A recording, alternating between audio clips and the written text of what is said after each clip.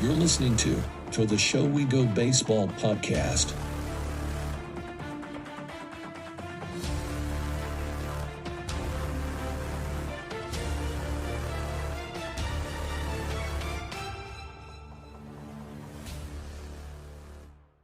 What is going on, everybody? Welcome into episode 64 to the Show We Go. We got Chris Henrique and myself, Andrew Parker. It's the Jake Faria episode. If you don't know who that is, he spent some time with the Red Sox, Blue Sox last year. Obviously been around the league for a little bit. Obviously had some time with Tampa a few years back. And, you know, he's probably one of the guys that me and Chris probably talked to the most this past year. I know there were some other guys, obviously, like Shug and Broadway and and Nick Sogard. Obviously, the locker room was pretty good. But, Jake, we have not gotten to speak to you in a while since being released over during the season. But I wanted to ask you, you know, you left the Blue Sox, you go into free agency. I guess what was the process like, and I guess how have things been since you left the Red Sox? So I got let go, and the difference for me this year, the difference between getting let go this last season and getting let go this previous season was the previous season I wasn't throwing well, and I wasn't anywhere near where I wanted to be, like physically. Like I wasn't throwing well, and I was like throwing in a way that I didn't want to throw, right? Like throwing pitches I didn't want to throw, throwing pitches in a certain situation that I didn't like. It just wasn't. It didn't work. It didn't go well. This year, I got let go. I was physically, I felt great. And I feel like I was like, if I had kept going on the way that I was going, my season would have, turned around. It would have ended up pretty well. Like everything was working the way I wanted it to. I felt really good. So getting released this year was like, hey, last year or 2022 when I got released, I was like, I'm going to go home. I'm going to hit a reset button. I'm going to get back to like my old way. And then I'll start reaching out to teams and like, hey, like here's some numbers, whatever. This year it was like, got released, and it was immediately my agent was like, don't go anywhere. Don't leave Worcester. Like he had teams that were like, hey, because it was right around the trade deadline. So he had teams that are like, the Blue Jays were one. They were like, hey, there's a chance. We're in the market for some stuff. If these things happen, we're gonna need arms. We'll bring Jake on. So, and then obviously Buffalo's really close by. So he's like, don't go to Vegas and then have to fly back to Buffalo. Those moves didn't work out, so that didn't happen. But he was like still talking to teams, and every team that we talked to was like, we'd love to bring him on. We need arms. Like his stuff looks way better than it did last year. We just don't have the room. Like the trade deadline's over. We don't have the space for him. So unless we get rid of somebody or something, we just don't have the space for him. Now, like, because I think baseball, the cap on players it's like 180 something guys in the organization. Whereas like when I first got drafted, the Rays had like 300 dudes in the minor league. We had 7 teams in the U.S. You could have as many guys as you wanted on the DL. Like it was the Wild West. So you could bring on as many people as you wanted. Now it's not so easy. So the teams are like, we don't have the space. So I stayed ready. I came home. I was throwing bullpens. I was still like 94, 95. Everything looked fantastic. And then once September hit, when you get into September, teams just stop. They pretty much, unless you're like have recent big league experience, like within the last like month or so, a week to a month, they just stop signing people. Because if you're not in the organization in September, you're not eligible for the postseason. So teams just they hit a pause button on signing guys. So as soon as September hit, I shut it down. I gave myself a break for about 2 weeks, and then I got back going. I started throwing again. I stayed ready until about September 1st, like that first week, and then I shut it down. And so now that the official off season, obviously, so like after that period of like, obviously, they're not adding guys anymore. But then when you get to the point of teams, obviously free agency period starts, was it, I guess, like, how was the activity? Like, I know that the market's a little slower. Obviously, there's a lot of guys out that are still left unsigned. I keep checking, and I think it was like only 50% of the guys were signed as of like 2 weeks ago or whatever. So, what has it been like, I guess, now that the official like free agency is here? It was slow in the beginning just because, so how minor league free agency works is it's kind of the opposite of big league free agency.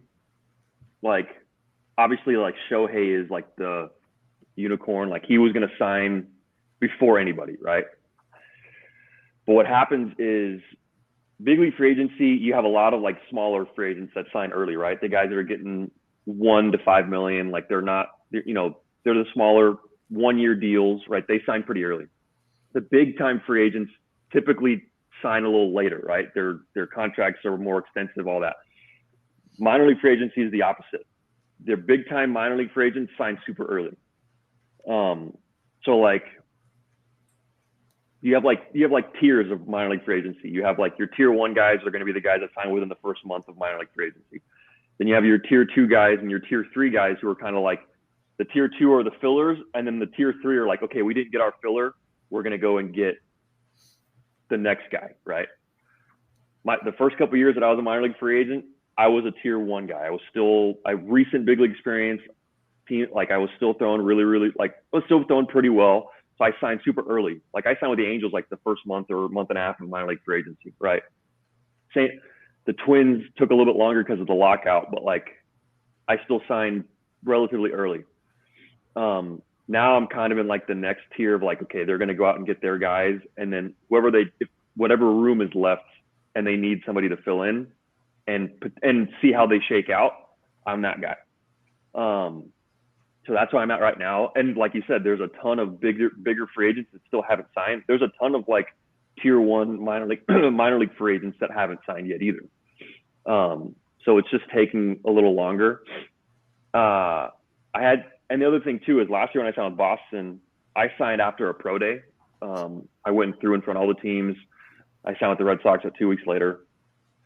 So I think a lot of teams were in the same thing of this year was like, we want to see him throw in a pro day, see how he looks, and then we'll go from there. So that's what it was. It was like a couple teams were like, hey, we're going to go see him in January in North Carolina. Because I throw at Tread Athletics in North Carolina. So they're like, we're going to go see him at Tread, and we'll go from there. So that was about a month ago, and I've talked to a few teams since then. So some things are picking up, but it's still just the nature of free agency this year is just really, really slow.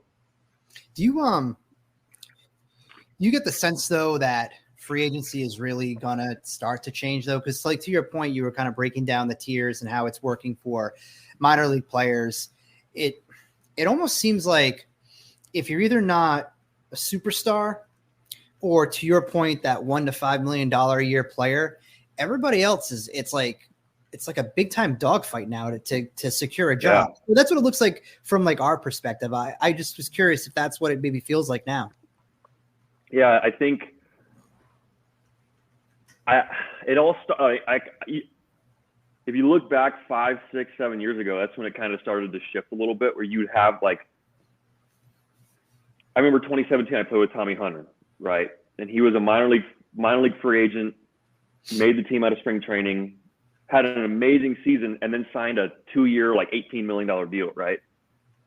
You don't really have those guys that are signing, like they're veterans that are signing the multi-year 10 to, $8 to $10 million a year deal. It's like you don't have those mid-range free agents anymore. It's either like the really quality free agent that we can get for a year or two that's going to make $3 or $4 million a year, or you're going out and you're getting Josh Hader for $20 million a year.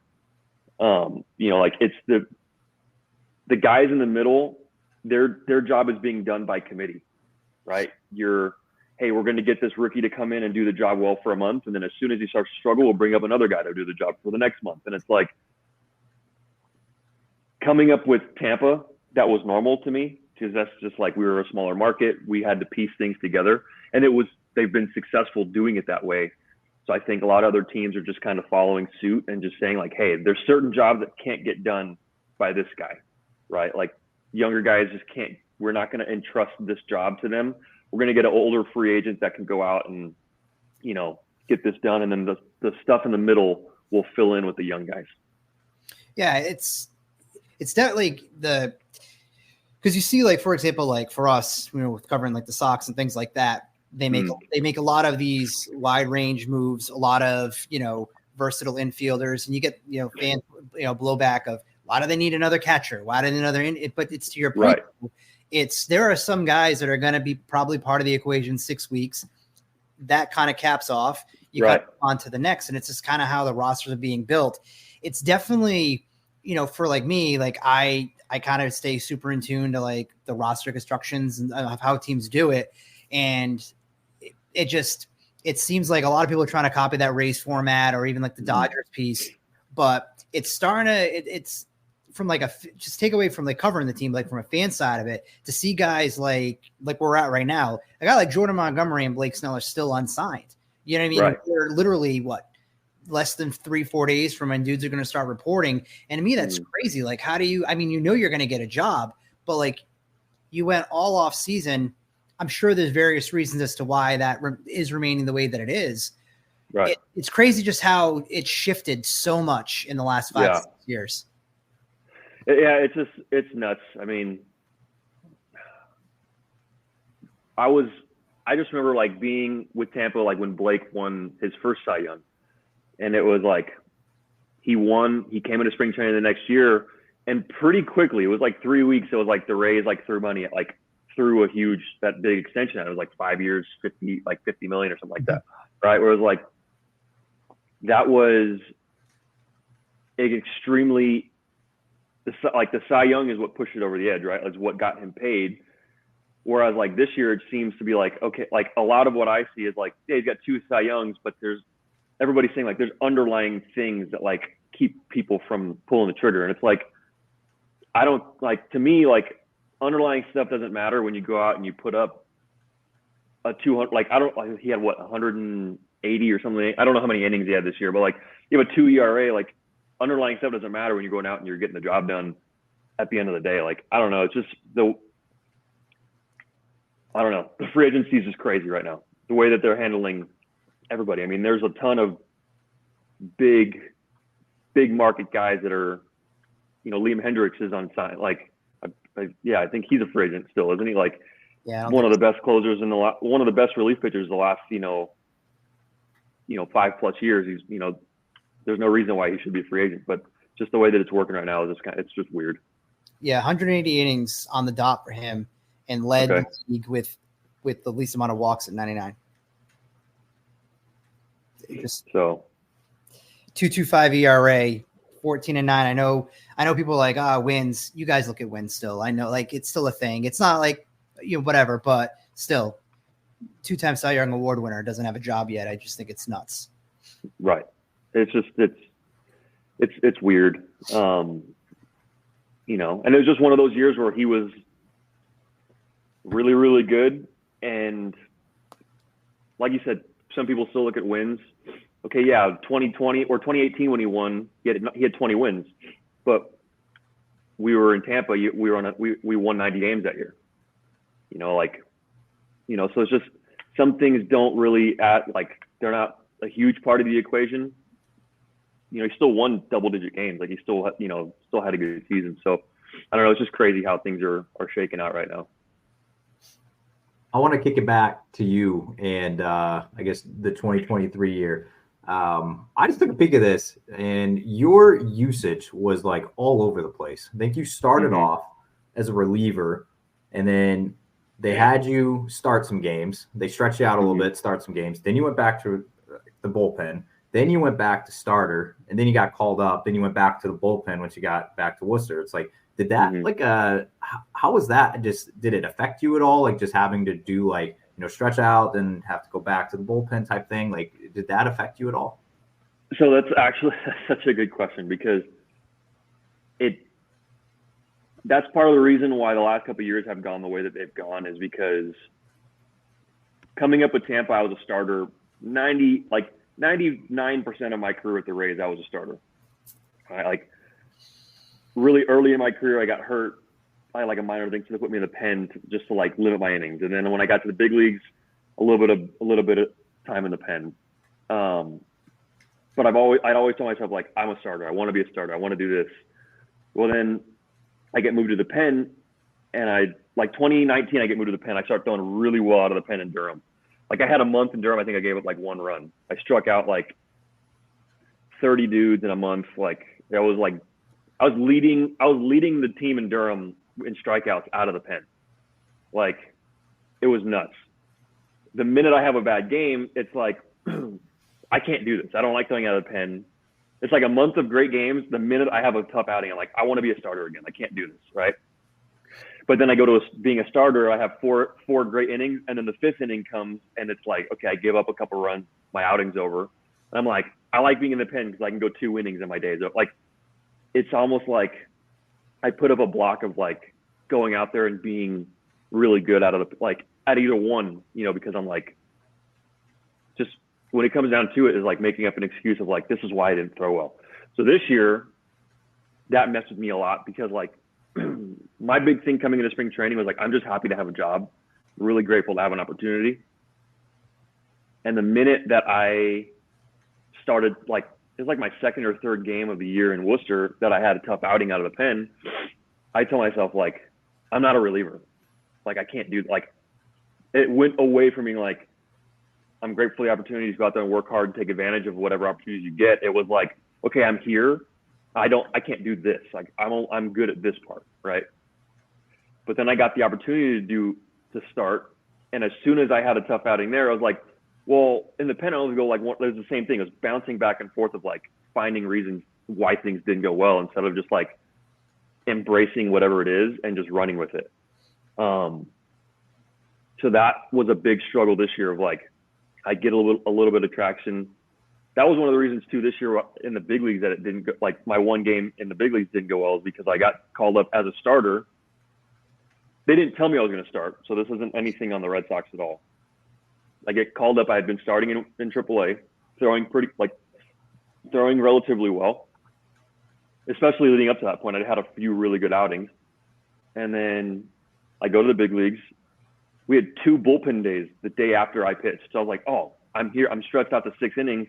Maybe I'll just start in Oakland. Like, telling myself, like, there's no reason why I would come out of the pen today.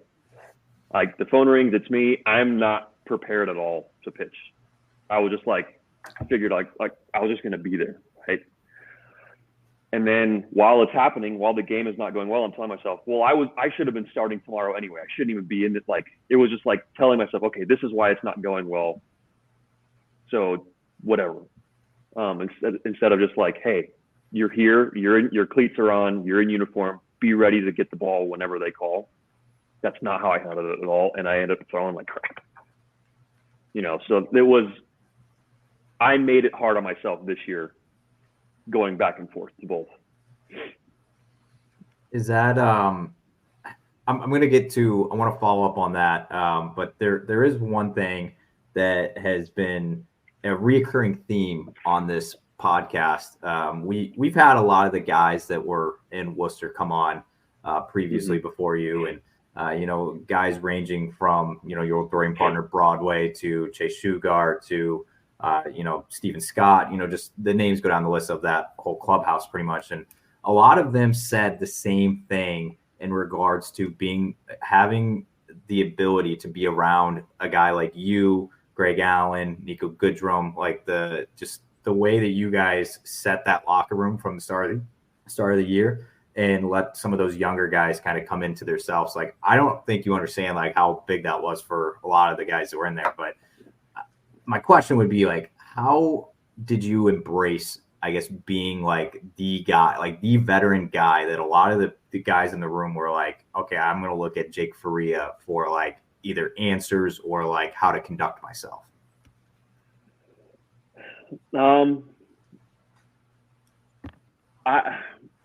I think just like having been through every other than Major League free agency, I've been through every single thing in baseball that you can go through.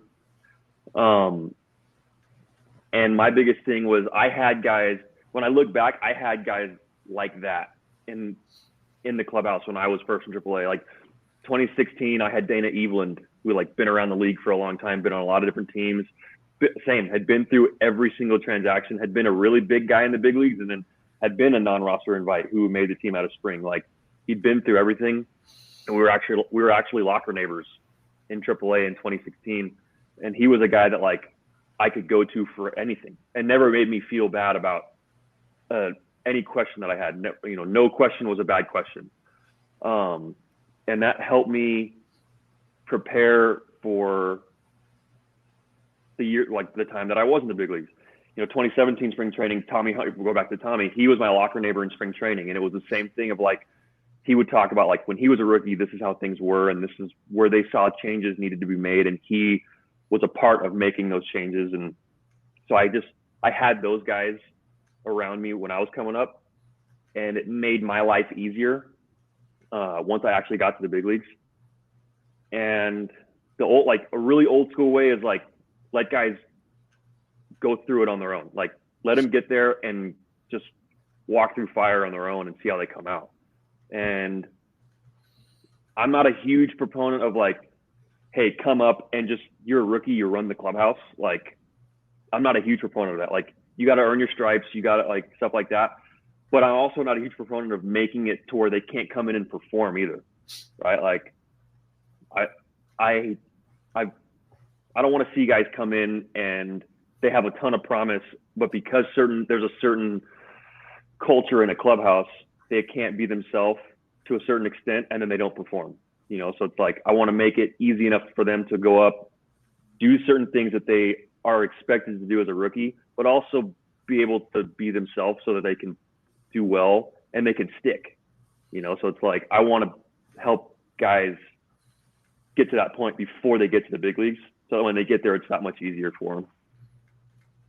Yeah, because I wasn't surprised, but it was, I guess, a little eye opening because I know that and I've talked to you and I've talked to Taylor just about like you showing him pitch scripts and all that stuff. Like I understand like your impact on him, but then when I heard it from guys that maybe didn't even, well, I'm not gonna say they didn't talk to you, but it's like they didn't really have like like when Nick Sogard goes out of his way and says, yeah, like having guys like Faria and Palka and guys that had the MLB experience like that meant a ton to that locker room, like just with some of the younger guys having somebody to look up to. So I guess I didn't fully realize the entire locker room impact until I heard it a few times and been like, oh, like you weren't showing Nick Sogard pitch scripts, you know what I'm saying? Like it's the good thing about that clubhouse too is that I've been in clubhouses where the pitchers are on one side and the hitters on the other side, right? Like not even with how the locker room is set up, but like they just don't like, you just don't mingle.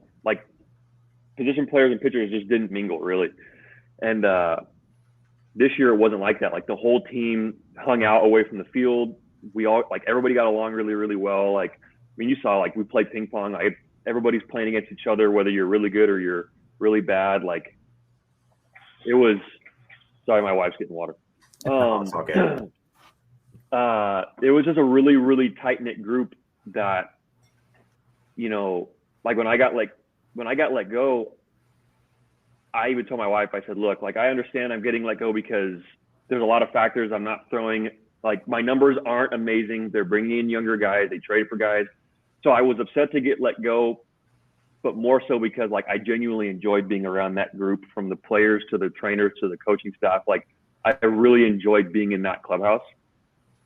So like it made being an older guy, and it made it that much easier to just go out and just do those things like Sogi and all those guys are saying, like just be that older guy. They're very open to hearing what we have to say. And so that clubhouse made it really easy to do those things. I want to know your experience under, how was your experience with Paul Abbott? I love Abby. It's funny because in spring training, he gravitated to me in spring training just because we had a similar path. We both got to the big leagues really, really young. Then we'd had a couple of years in the middle where things didn't go great. He had I think he said he had like 5 years where he did not pitch in the big leagues at all. And then he, was healthy, and then he pitched the next 7 years in the big leagues. Like we had a pretty, like, we kind of built a relationship in spring training. And then early in the season, because of my experience the year before of like a team trying to get me to do something new that I didn't necessarily want to try, but tried it anyway, and then it backfired on me, I was super hesitant to try anything new, whether it was a new bullpen routine or a new grip. And me and Abby, like, we worked through, like, we kind of just like worked through that, chiseled through that, and we ended up having a really good relationship, you know, by the time I got let go. And I have to ask, because me and Chris just went to this celebration a couple weeks ago, but have you ever seen a guy that a whole city, like a minor league baseball city, gravitate to like they did for Ryan Fitzgerald? No, not at all. You know, and I played in Durham, where like Durham is a huge minor league baseball city. You know, St. Paul, where like you had like St. Paul, like you would think that they would be huge into certain players or whatever. I've never seen a minor league city rally around a guy like they did with Fitzy this year. Like the last, like, and I know in previous years too, like his time in Worcester is insane to see, just because like having been around baseball as long as I've been around it, like I've never seen that before. So it's really like, it's pretty cool. You know, he had his own merch and everything. It was pretty wild. And he got a key to the city. Right. They even had a going away like party a couple weeks ago. I mean, he's been on the Royals since the Rule 5 draft, and he was still in Worcester, and they were like, you know, they had like a Q&A with like season ticket holders. I'm like, I don't think I've ever seen this. Me and my wife saw it, and we were like, he's with the Royals. I don't know if he should be wearing his Worcester jersey. Like, but it was really cool. Like, you know, Fitzy's a good dude, and he's a charismatic guy, and you know, I know that he genuinely like cared for the fans and for the people in Worcester and for Red Sox fans in general. Like, you know, so it was really cool to see. Jake, I have a speed run of questions here that's probably going to go a little over 5 minutes, even though I call it a speed run, but it just gets out of hand sometimes. They're just very random, non-baseball. Okay. If you're ready for it. All right. Let's start this thing out. Chris, you can start the timer. I don't care about this one. You're 4 seconds. All right. Movies, shows, or live TV? Shows. Best game you've ever played in? Like baseball, like. Yeah, most memorable game you've ever been a part of, like professional, college, high school, like I don't care what level it is. Probably 20. It's close, but probably 2018. I went 8 shutout against Detroit. In Detroit. Oh, okay. Now this question here. What song, if you had a walkout song for 2024, what would it be? I don't know. I'm thinking about just going. I've changed it up so many times over the years. I'm just thinking about going back to my original. It's a Metallica. Sad but true. I'm Metallica. Okay, we're getting a lot of that genre, Chris. I think when we asked that question, which I like. Yep. All right. I'm going to modify this because, you know, you're an old vet now, but you're only a year older than me. But by the age of 35, you want to have accomplished what? I would like to be a dad by then. I'd love to have at least one by then. That's the biggest one. There's like nothing else in the world that I'd rather do. I don't care about how baseball shakes out. I'd love to just by then have, you know, start growing a family. If there was one rule in the MLB or the minors that you could change, what would it be? Pitch clock. Get rid of it. Can't stand it. It's our second in a row on that one. Yep. Who was the last one? Nick Mears. with Colorado. Yeah, I want that. I want it gone. It's actually kind of funny because he says, guys, I got to run 300 feet to the mound from right field in elevation out in Denver. I'm gassed when I get there. Then the clock's already ticking. It's like I need to catch my breath, and the clock's 2019, I ran in from the bullpen with the Brewers in Colorado, and I had to bend over on my knees and catch my breath. Like, it was horrible. Like, it takes a lot it takes some getting used to. Yeah, so he said maybe in Colorado we should, tick it up a little bit just for that. But all right, favorite athlete outside of baseball. Favorite athlete outside of baseball, Kobe Bryant. Can't argue with that. Yeah, he reigns king in this house. Okay. My wife's a lifelong Lakers fan. Oh, that helps too. All right, you said you're a show guy. I need your favorite TV show of all time. The Office. Even though Classic. we just killed George, we just ran through George Lopez last week, but The Office. Why George Lopez? And we were on Peacock, and we were just like, oh, George Lopez is on Peacock, so we just ran through it. And it's like, especially because my wife is Mexican and I'm half Cuban, so it's just funny. Like, it's just that's their dynamic. So like, it's just funny to watch it from the couch. It's pretty funny. We're in that same age group because you're only a year older than me. And when I would always remember you would watch, like, I think I was when we were young, probably like 5th, 6th grade maybe, and you had like Nickelodeon on or something, and then you would fall asleep and you would wake up and you'd like and you see them jumping up and down on the screen. Yeah. I don't know why. I always remember that because I fell asleep and then you would wake up and like your 6th grade. That was your alarm clock at 3 o'clock in the morning. Yeah, it was. Weirdest baseball superstition that you have or you've seen in person? I don't know if it's necessarily a superstition, or if it just became a habit. But I played with a guy named Ray Black, who was with the Giants for a long time. I played with him in Milwaukee, and every time he would get called up in the pen, he would take Red Hot, like the rub it on his elbow, rub it on his shoulder, and then he would take the excess and rub it into his beard and then stuff it up his nose. Like, damn. That dude was a savage. And I love the guy to death, but he's like, it was like, we had one game in Milwaukee, the phone rang for him 3 times. So it was like 3 times he loaded up on Red Hot on the shoulder, the elbow, the shoulder, the face, and the nose. It was like, dude, he was like, yeah, I can't smell anything. Like, it's gone. Like, I can't smell anything anymore. So that guy could not sniff anything these days. No, he's not smelling a thing.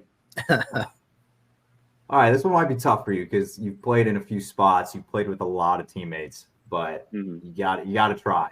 So, who is the one player that you've played with or against that's left you thinking like, holy shit, that guy is the best I've ever seen? Ooh, that's a good one. It's tough. You played with a lot of good players. Best I've ever seen. Wow.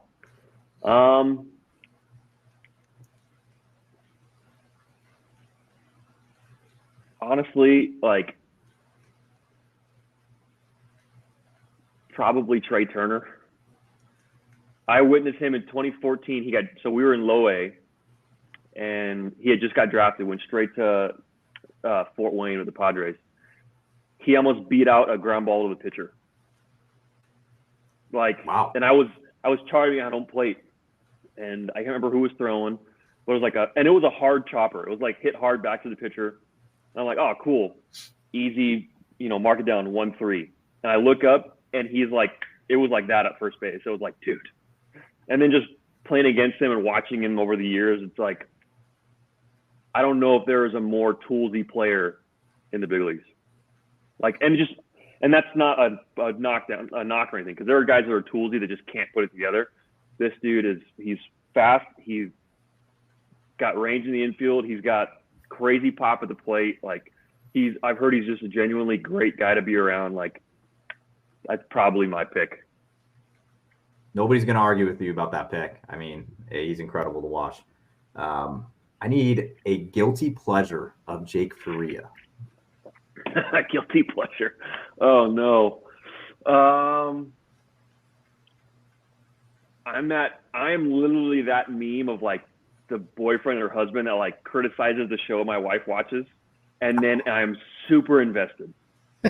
Like our show is Vanderpump Rules. Yeah, I've watched it with the fiance. Heard it, seen it. I used to sit there and be like, why are you watching these waiters and bartenders fight on TV? And then I'm like, when is the season opening?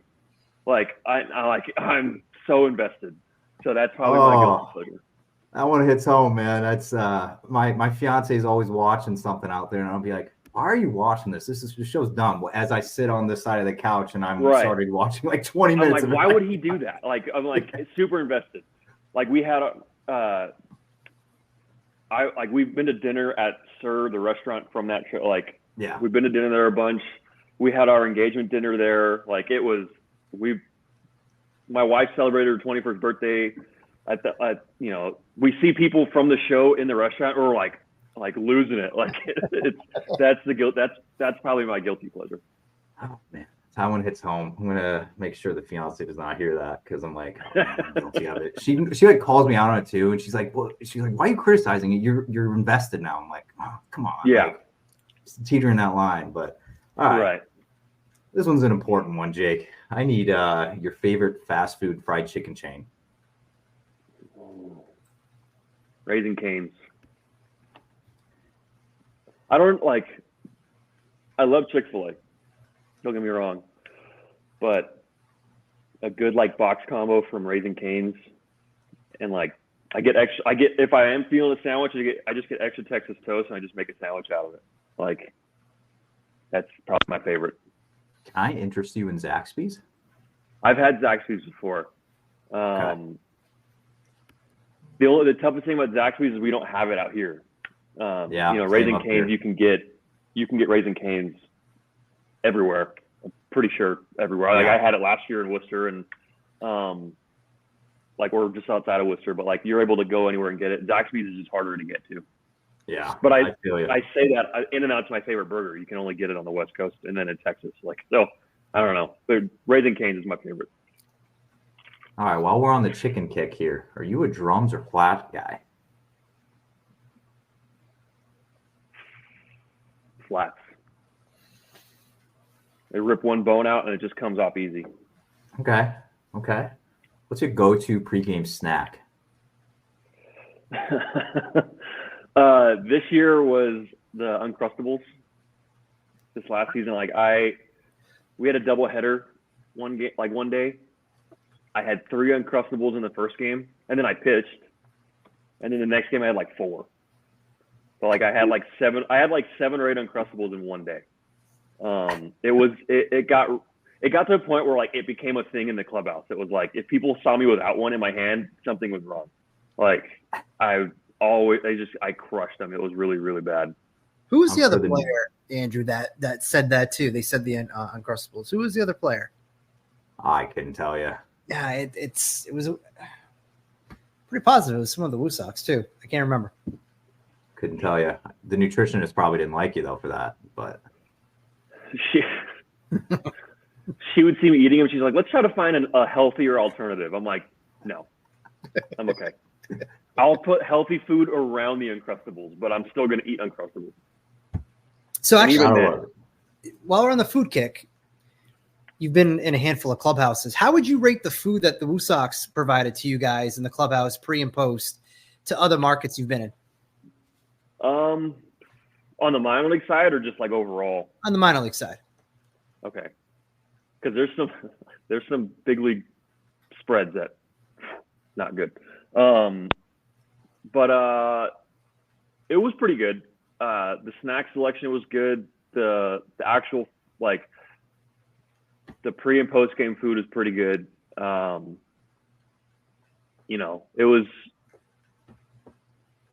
It was more than edible, so it was good. I'm assuming you've heard some. Having been around when the clubhouse standards did not exist. It was a free for all. It was pretty good. Worcester's pretty good. Okay, fair.